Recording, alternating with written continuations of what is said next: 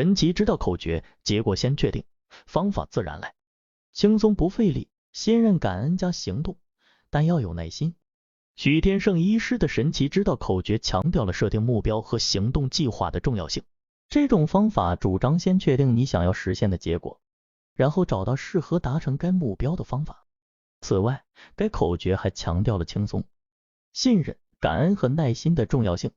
轻松和不费力意味着你不应该用过度的努力来达成你的目标，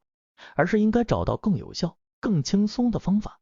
信任和感恩表示你应该对自己和周围的人持有积极的态度，并感激所有帮助你实现目标的人和事。最后，要有耐心，因为成功需要时间和努力，不能急于求成。自然的自发性自己，赛斯是在指出自然本身就是自发性的，它自行运转，不需要人工的介入或干预。人类常常试图掌控自然，但自然力量是巨大的，而且有时候会出现无法预测的结果。自然现象通常都有其固有的进程，这些进程可能超出人类的掌控范围，但如果能够理解自然的本质，我们就能够更好的与自然互动，并更好的适应和应对自然的变化。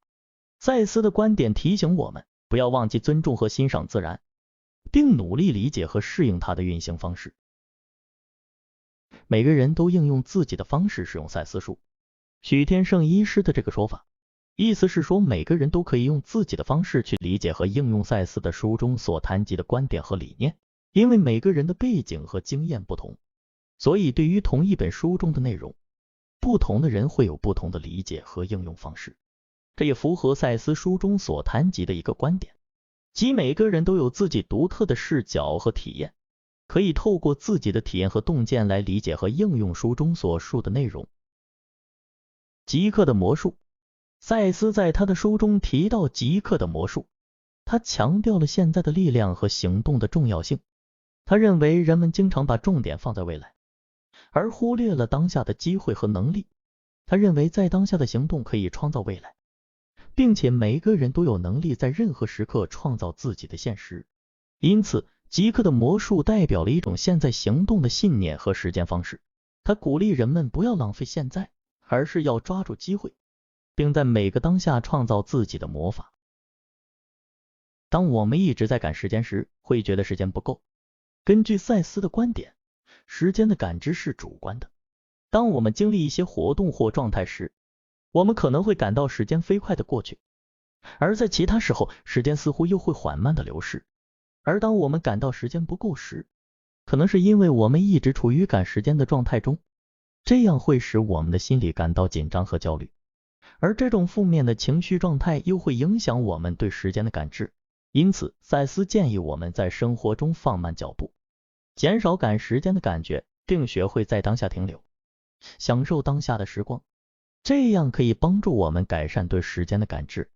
减少焦虑和压力，并让我们更加自在地享受生活。一个平衡的改变，赛斯在他的书中提到，人们在追求改变时，通常会想要达到一个所谓的平衡状态。然而他认为这样的观念有所误解。他表示，真正的平衡是一种不断变化的状态，而不是静止不动的状态。换句话说，我们需要不断地调整自己的行动、思维和感受，以应对不断变化的情况，并且要接受这样的变化是自然而然的，并非一定要努力达成完美的平衡。因此，我们需要学会放下完美主义的想法，接受并顺应变化，并且在不断的调整中保持着自己的方向感。我的感受没错，这件事是具有重要意义。